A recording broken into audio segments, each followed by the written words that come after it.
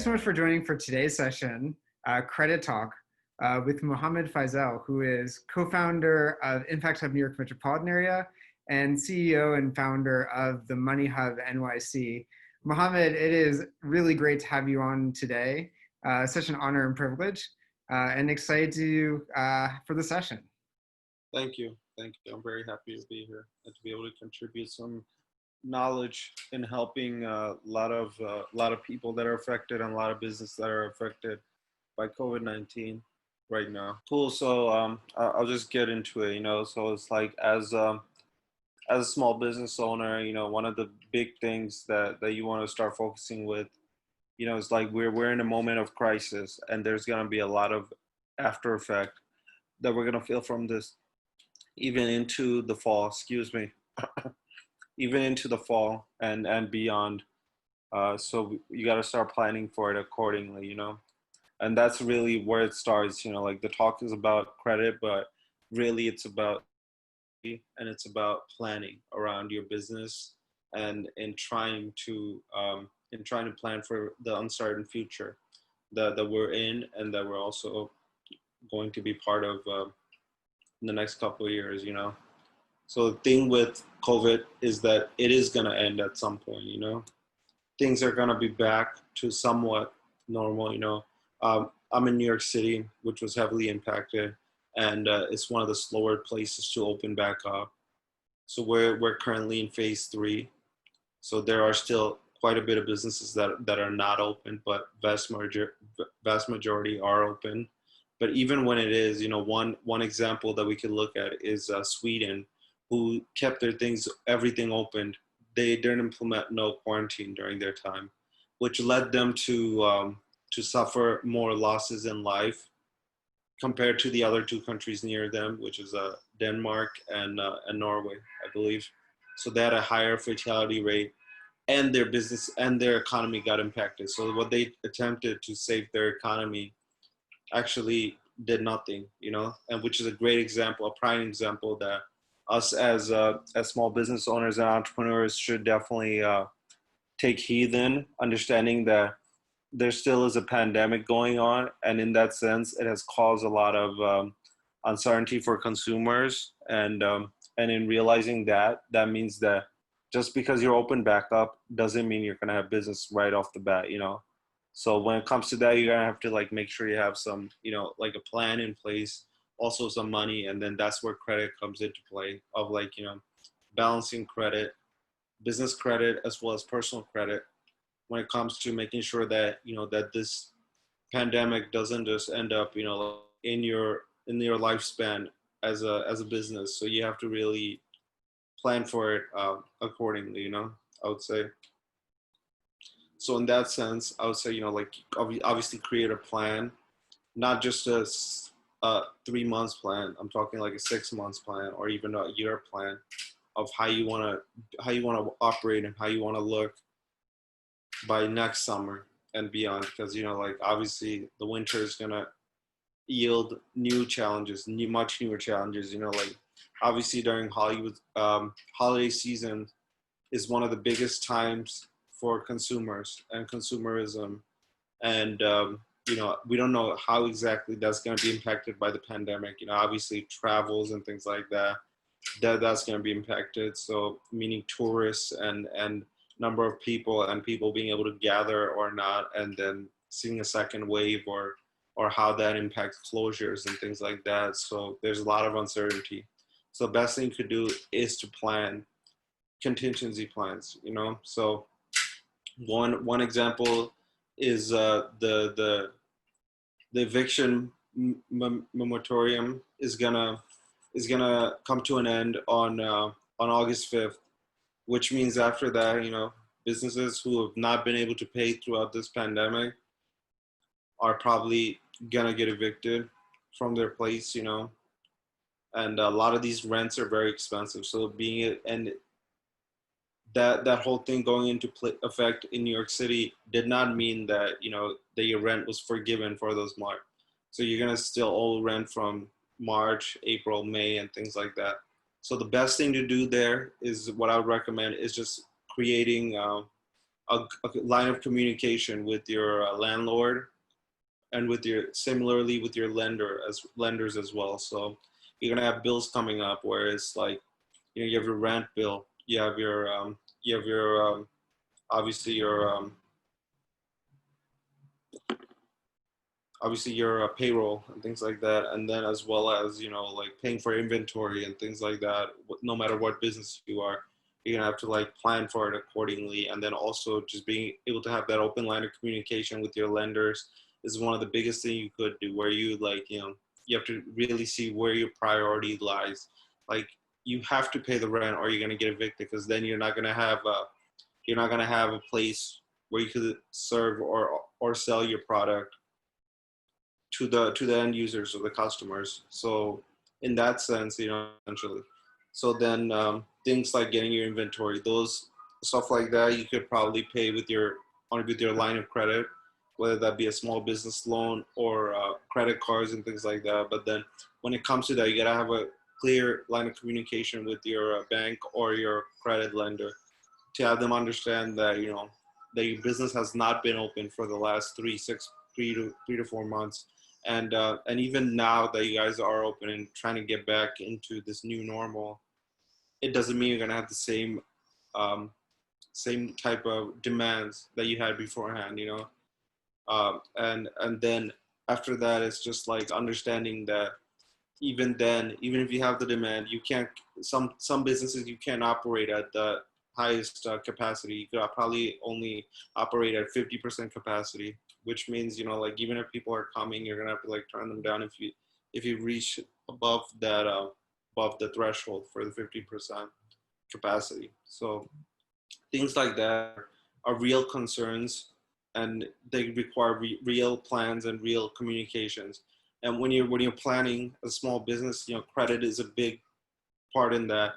And then you got to have that conversation with your banks and credit cards, um, so you could have them kind of be part of that plan as well, where they understand that, you know, maybe you're not going to be able to make the monthly payment this month, or you might need to lower your monthly payments. So, you know, or change it up in a way where if it's a loan, where you make a higher payment towards the end of the loan before, and making less at the beginning, and then just being able to work something out like that is where, you know, the difference lies of whether your business can thrive or you're gonna have to be really, really impacted by this crisis right now. So I think my number one, two line of advice is having a plan, and then also having an open line of communication with all your bills, all your lenders, all your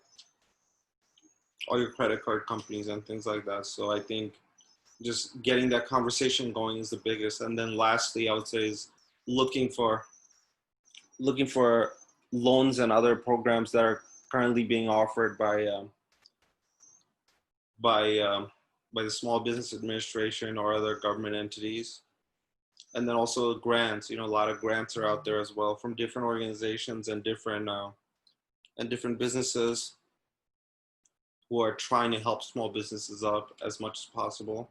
And then the PPP loan program has actually been extended to August 8th.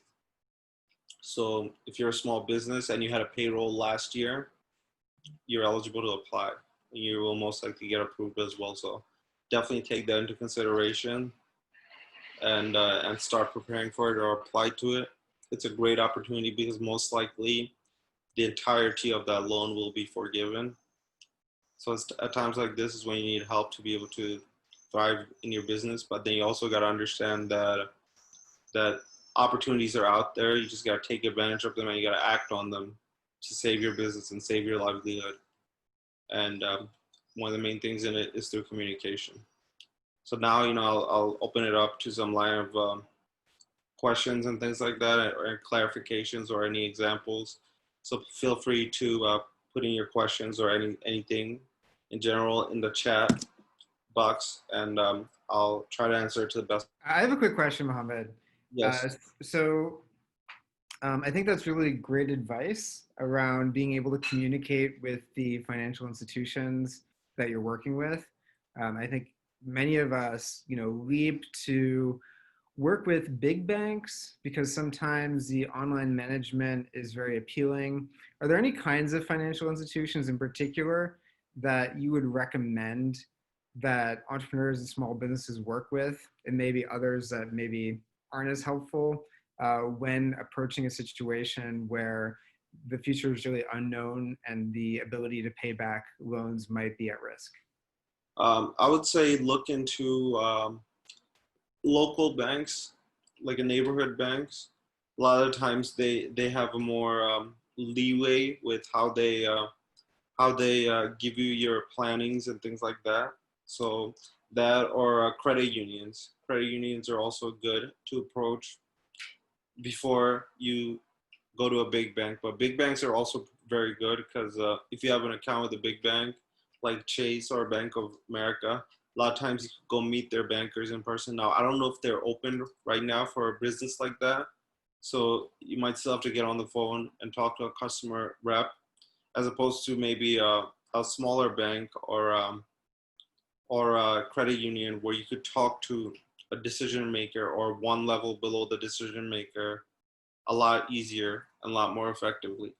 So I would say look into credit unions and local banks before possibly bigger banks. And then also what I mentioned about grants and stuff like that. A lot of businesses, a lot of foundations, a lot of nonprofits are pivoting their operations in the sense of finding ways to provide COVID relief for organizations such as Robin Hood Foundation, which usually provides grants to poverty fighting nonprofits and other organizations in New York City. But then right now they are also kind of pivoting to serve some COVID-19 relief. And you can look into eligibility and things like that for that, so apply for it. So I would say definitely get more digital, like search for these things. They're all available online. You can totally find them. So I think just having a little bit of tenacity and not quitting is the best way to like kind of deal with the pandemic right now. Got it. And then a follow-up question. So how will, taking on, so you mentioned that, entrepreneurs and small business owners should consider on, taking on more debt so they can continue to operate their business, because otherwise, there's no business to operate, obviously. And if that's how they envision making money, that's something they have to do. But Yeah. how does that, taking on credit card debt or missing rent payments, how will that affect people's credit scores? What's the risk, and how could it, hurt them in the future? So I know that your business has a separate credit rating than your personal credit score. So if you're like, so if you operate a corporations and things like that, they're their own separate entity. So and then the rent as well. I don't think, from my personal experience, it did not link to personal credit rating. And the thing with like corporations is that if you do have like debt under them, do what Donald Trump did. This guy filed so many bankruptcy, and none of those debts he had to pay back because of it. Like if somebody like him could do that, who's a crook, then why shouldn't small businesses take advantage of it? So my whole thing is that right now is a time where your business is either going to be made or break. So if you're not going all out right now, it's going to be hard to operate with the uncertainty that's coming up. So I wouldn't be afraid to take on some debt right now, especially if you believe that your business is going to be in demand beyond this pandemic. So if you're willing to make those adjustments to build something that are going to ultimately draw a lot of people at the same or better demand that you had before the pandemic, then it's worth taking that risk on of some debt to be able to get through these times. Okay. And so you've mentioned planning, you've mentioned 6 months or 12 months of planning in advance, and watching and making predictions about how much people, will make. Any guidelines around that? Also watching, because I know that you're in touch with, many small businesses. in Queens? Like, are any best practices that are emerging that people should be aware of? So my personal recommendation for planning is to try out different scenarios. It's like, are you going to be ready for all the different scenarios that could potentially happen? 2 months from now, or in the winter, or next fall, next spring, and then next summer. So I would say try out different scenarios. Like, what if the certain places get shut down again, and one of those places is your business? What are you gonna do then? So like just playing with different scenarios. Like, what if you got to operate at 50% capacity for the rest of this year and half of next year? Then is that gonna is your business gonna survive under that kind of condition? So you gotta then play with the numbers in that situation. So the reason for that is that then you're not making like concrete plans, because in uncertainty things are not going to go as you predict and stuff, but you can predict the different scenarios, and you could try out how you're going to impact, how you're going to react to those different scenarios. It's ultimately going to help with how you deal with the stress level of being hit with something that you weren't expecting. So I think just playing with the different scenarios is what I would recommend in when it comes to planning for the future, which is super uncertain. And then some of the best practices that I've seen is just businesses, every type of business out in Queens, are digital as much as possible, and to open up different lines of revenue as well. Like, as we can see, if you're a food business, for example, obviously you were impacted heavy by the quarantine and all the closing, but then being able to pivot to do deliveries or pickups of things that you otherwise did not do before, is a big way to do it. Like, I've seen kits, so kits getting developed. So if something like you were making a type of dessert at the place, now you could buy that entire kit that they offer at the store, which you could do in-house, something like a dessert kit or something like that. So just finding different creative ways to get creative and get digital is my I think best way to, like, my advice for best way to fight the uncertainty that's ahead. Because when you're creative, you're really like planning for things that other people would not see. And then with technology, like, that takes away some of the risks of of what this pandemic has caused, which is interaction between people. With technology, that separation can still offer opportunities. Okay. What about, so for business survival though, what kind of role do you think partnerships of various kinds can help with an organization's sustainability? I know that many of the people in our audience are social impact entrepreneurs in particular, which tend to be more inclined to probably partner than many other kinds of entities. What are your thoughts around that? So you got to have partnerships, in my opinion. One partnership that I've seen that was very creative, and I applaud them for it, is this restaurant. Well, it's like a cafe rather. It's called Kolkata Chai Company, where they take like the style of chai from India and Bangladesh, and then they bring that to the American consumer. And one thing that they've done during this time is develop a kit with the kit. But then now that things are easing up and people are coming back to their stores and locations, what they've done is that they partnered with this other small business that makes ice cream. And what they offer is an ice cream with the chai on it, and it looks delicious, and I've gotten a lot of feedback, and they've taken a really good social media campaign around it to get people to come try it, and that's really been effective for restaurants that I've seen. So partnerships is paramount, and get creative with it. Like, try to find a partnership that maybe you wouldn't see on the surface. So if you're a business that's operating as in the social space, try to partner with somebody that is also doing something in the social space, maybe in another industry, and then just I would say really get creative with it, because there's a lot of opportunity for partnerships right now, and when you do something as a team, you're more likely to succeed, and you're likely to create something people never imagined. So I highly recommend partnerships.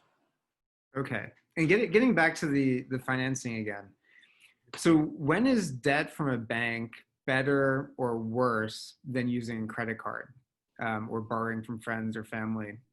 What would you, what are some indicators that can help people decide what's best for them and be aware of as their situation may evolve, also more negatively as we continue to get deeper within the crisis? Yeah, so I believe banks, when it's a small bank or a bank that you've had with for a long time, even if it's a big bank, it's better to get a loan than to get a just to use up your credit cards and stuff like that when you might not have that same similar relationship with with that credit card company. So I would say in that sense, it makes sense to take out a loan. But then if you could have family and friends help out, I think that would be essentially the best route. So if I had to put a hierarchy, I would say borrowing from friends and family, bank loans, credit cards at the very bottom. So I think in that sense, it's because it's all about flexibility.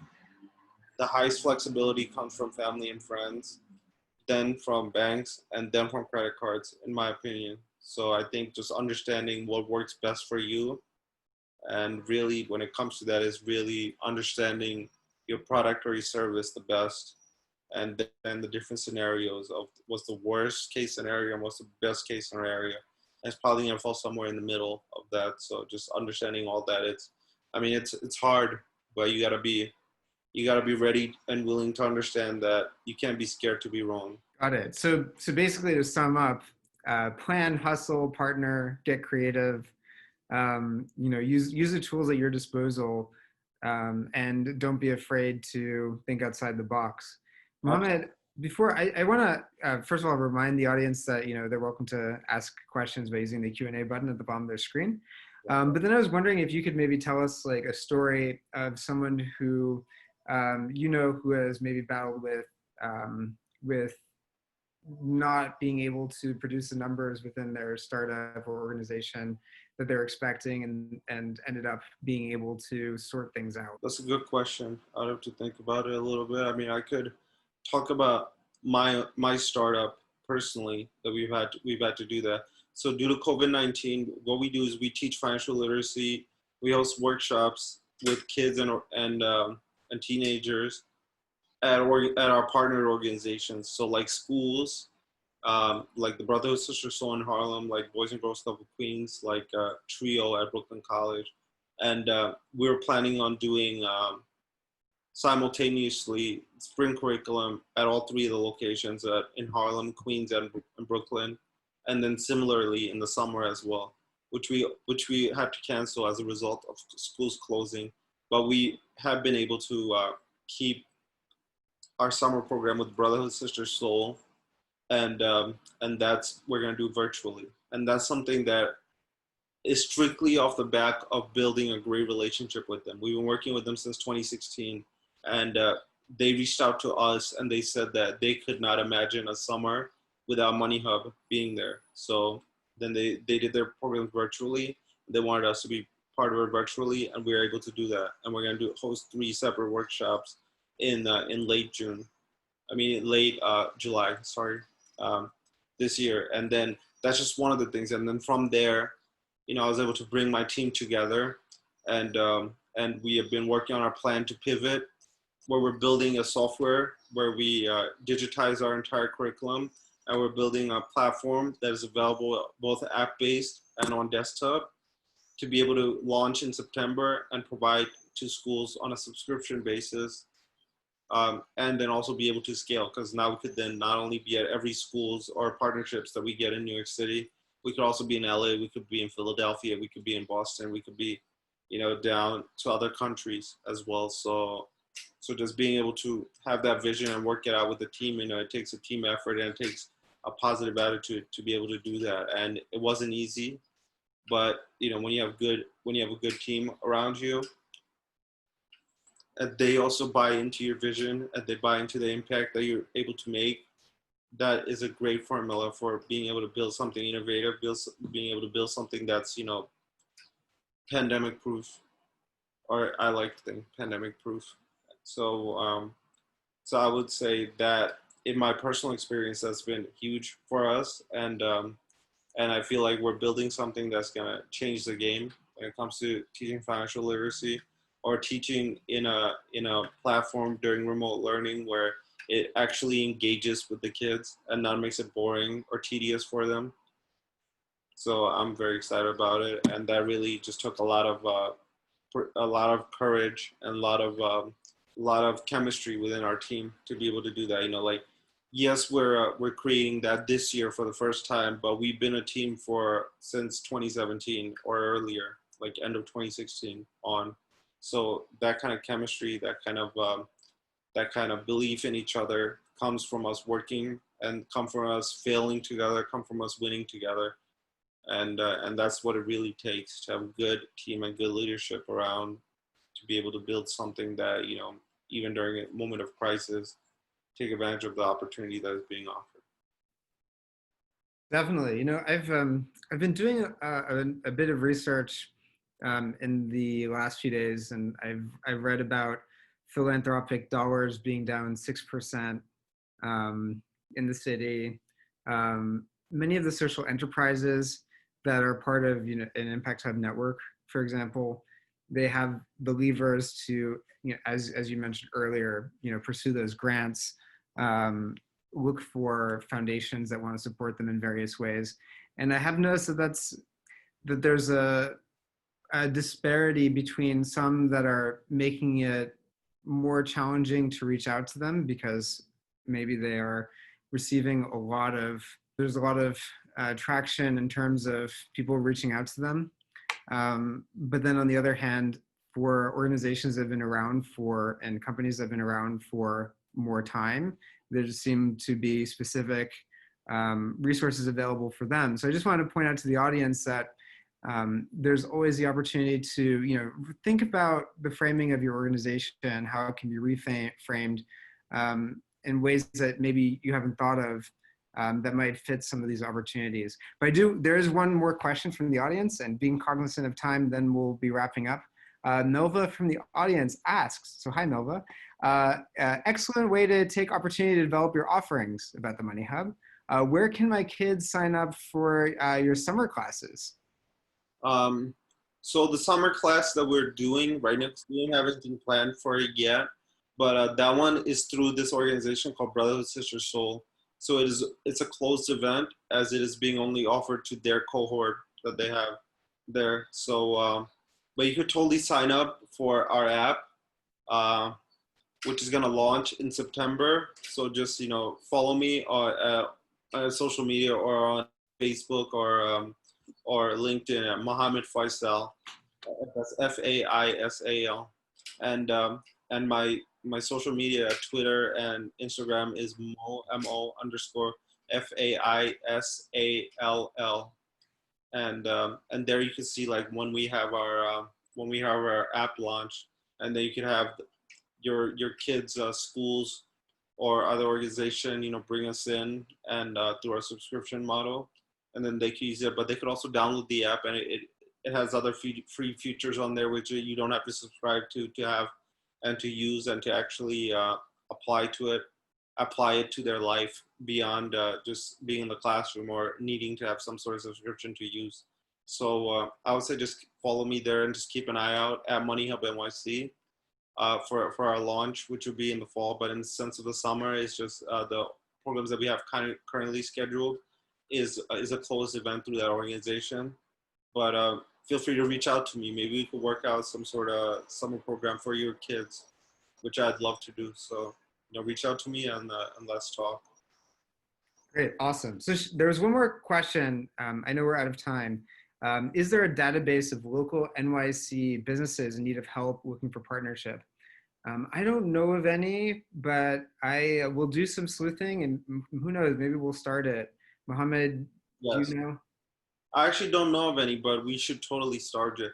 I know that that the Queens Chamber of Commerce is offering this paid intern service for businesses, where businesses that reach out to him, they could have interns for free to work with them to help them go digital and other things, while they're being paid by the Queens Chamber of Commerce, those interns, to work with those organizations. So they probably have a good list of organizations or businesses in Queens, for at the very least, and we can try to get a hold of that and create that, because I'm sure there's a ton of businesses that are kind of falling through the crack of services and helps that are being offered right now. Awesome. Well, thank you so much for joining us, people in the audience, and also Mohammed. Thank you so much for your time. It was great to start to think about these things, and actually, it was also very helpful for me to start thinking through as well. So I really appreciate it. Thanks so much for joining. No, I had a lot of fun doing this. I hope I was able to help for everyone that was out there listening and everyone that watches this recording later on. Because it's my duty as somebody who's trying to build something from the ground up, and also trying to build something from the ground up for the Impact Hub, is to be able to offer the best insight that I feel like could be of value to somebody else out there. So I hope that that's something that everyone kind of got, and feel free to reach out to me. All right. Thanks so much. Take care. Bye. Bye.